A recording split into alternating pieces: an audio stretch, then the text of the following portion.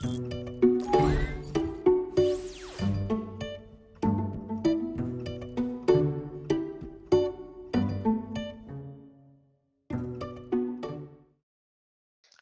welcome to lesson 2 on supply planning.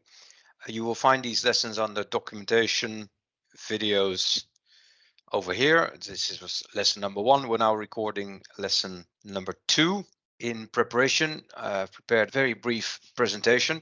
It's in the series Supply Planning, How Does It Work? And in lesson number 1, the introduction, we covered a few topics. Sales plan per week or sales plan per month becomes demand per day. And the demand per day is then according to the distribution per warehouse customer. And this distribution is normally calculated from the sales history, but we can override it as a user.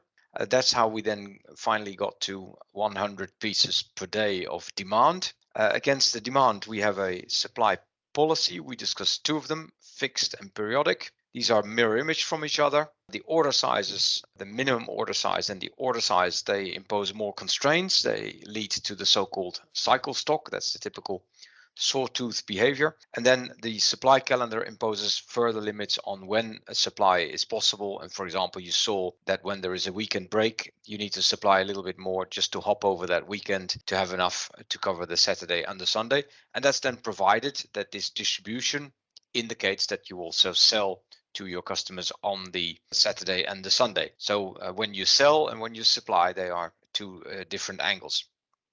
In this lesson, we're going to cover lead time. And once you touch lead time, you need to spend a little bit time on the concept of the fence. We're going to thereby have an adjusted supply, then hold time, and then the safety level and the safety cover. Let me get going on that. But as another introductory move, I have first this supply parameter report. It's already shrunk to not cover the entire screen. And we've got that demo and training product, FDSP, demo supply planning. I'll make it a bit bigger. And when I make it bigger, I touch upon another topic. You always run out of space. There are a few ways to fix that. For example, unpin this purple sidebar and take it away. I've made the text bigger and smaller with the control mouse wheel. And now I'm going to scan from left to right and I see a lot of parameters. Calendar, we have touched upon. There's more to come about calendar, but for now, we're not going to work on calendar. So make it my life easier. And I just hide all selected columns here.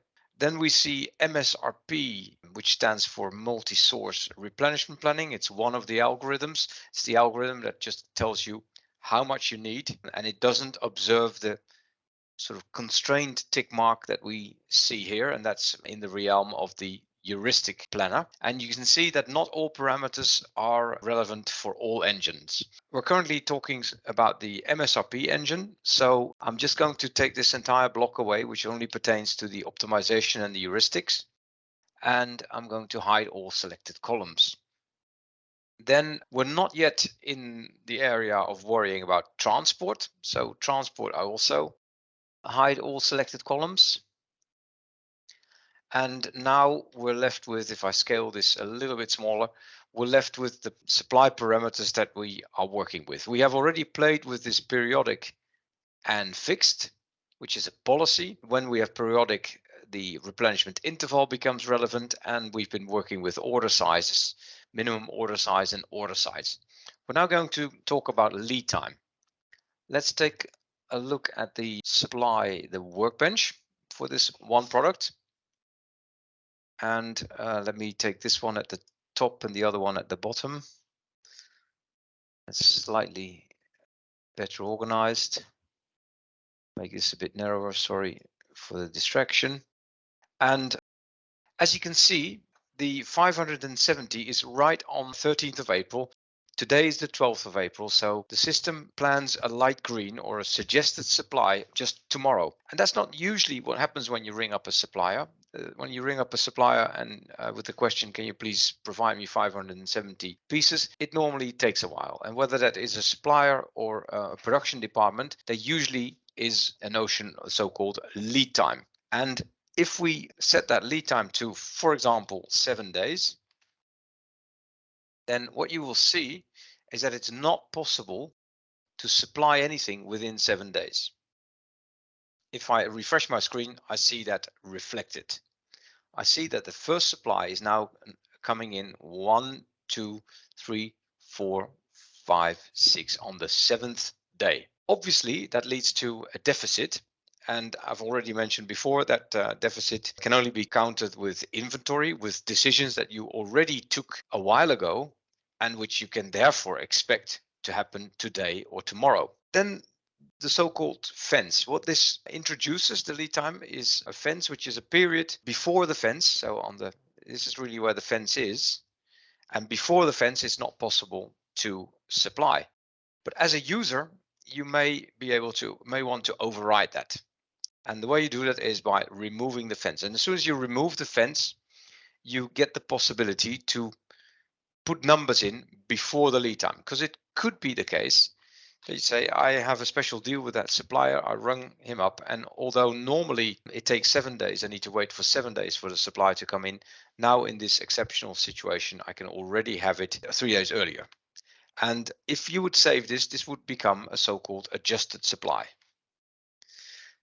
Now, if you have an adjusted supply, the supplies to the right of that, the subsequent supplies that are under control of the algorithms, are being adjusted. And you can see that here. If I take this one away, then a supply kicks in here, which is honoring the 7-day lead time. This other supply is wiped out because there is already a supply here. And then the next supply is over here.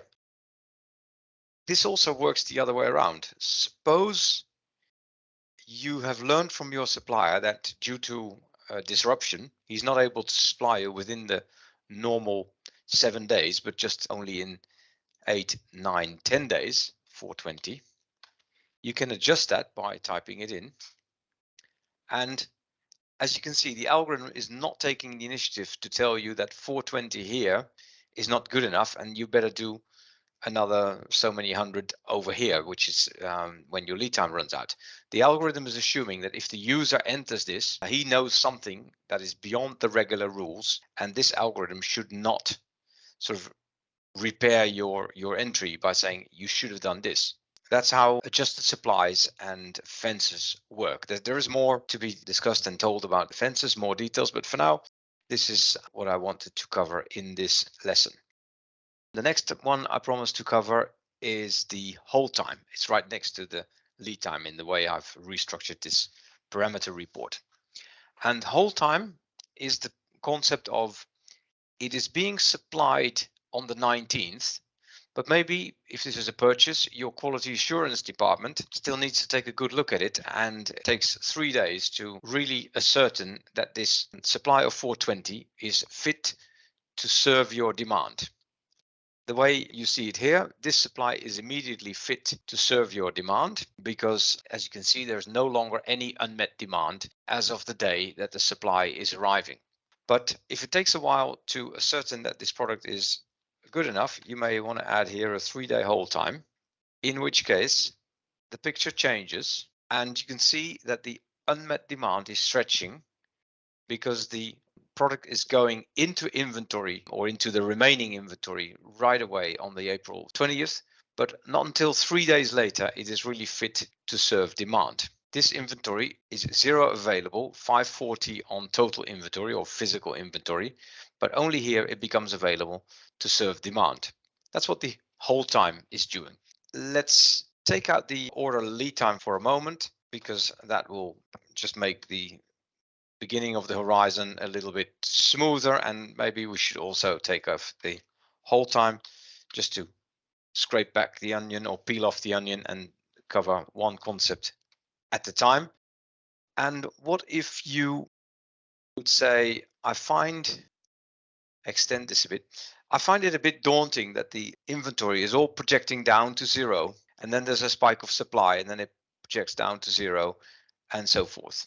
And similarly, on this more cumulative chart, you can see that when I have a supply, I have a few days of product on inventory, 9 days because of my periodic supply. But if I get closer to the moment of resupply, yeah, I just touch that cumulative demand line and I've got just nothing left, no sense of security or no spare for any sort of disruption of circumstances. To counter or to protect yourself to that, there are two parameters: safety level and safety cover. And how do these work? Suppose I just want to make sure that I always have at least 33 pieces on inventory. I put here a safety level of 33, press F5, and I can see that my target inventory is coming up to the level of 33. I see this red line here quite low, and I can see that just before it touches the red line, it already generates a supply. And then better turn this into a safety level of 330. That will just make it a bit more convincing visually. And you can see this is a straight line. But 330 of inventory, does that give you a lot of safety, or does that not give you a lot of safety? That depends, of course, on how big your demand is in that period. And the demand is, as we did in the previous lesson, the demand is fluctuating, as you can see here. And with the demand fluctuating, I may also want to have degree of safety that fluctuates. The parameter to use for that is safety cover. And what if I would want to have, and I put this to fixed at the same time, what if I would say I want to have 7 days of inventory at least, 7 days of demand on inventory at least? What I then get is a line that fluctuates. And the line that fluctuates is indicating at every moment. So at this moment of April the 18th, I have 7 days, 1, 2, 3, 4, 5, 6, 7, 214. And that is why this one states 214. And it actually states exactly 214.14, and then 1, 2, 3, 4, 4, 5, 6, 7, and this is 214.14. So that's how it works. And on the next day, it is the day itself plus, so 1, 2, 3, 4, 5, 6, 7, and that's why this states 185, and this is why it states 184.99. And as you can see, there is a bit of a hole in the demand in the first week of June, or the 31st of May, first week of June, and that's why this target comes all the way down. So it states that you don't need any safety here because there's no demand to protect yourself against. What do you use the cover for? The cover you use for when there's uncertainty in your amount of supply, but also in the timing of your supply.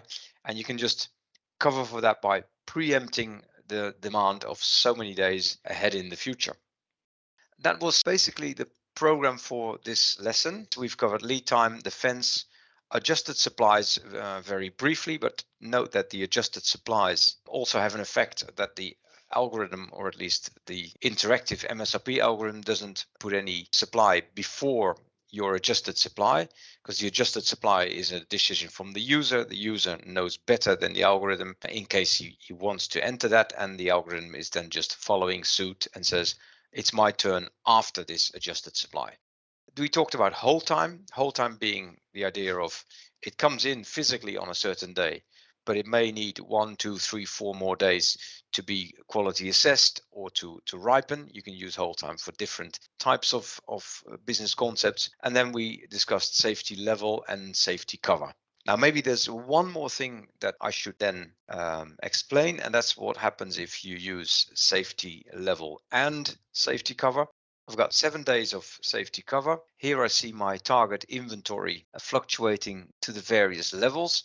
By the way, the reason that you do see this target inventory line is because in settings of the workbench, you can decide to show it or not show it. The less you show, the more compact your workbench will look.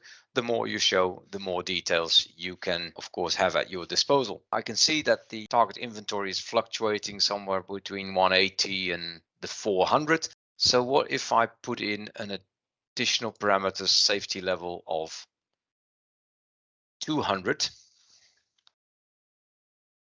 What you will then see happen is that whenever the safety cover value evaluates to something less than 200, it will be set to 200, and whenever it evaluates to something more than 200, it'll be set to the safety cover value. And you can probably see that happening here in this corner.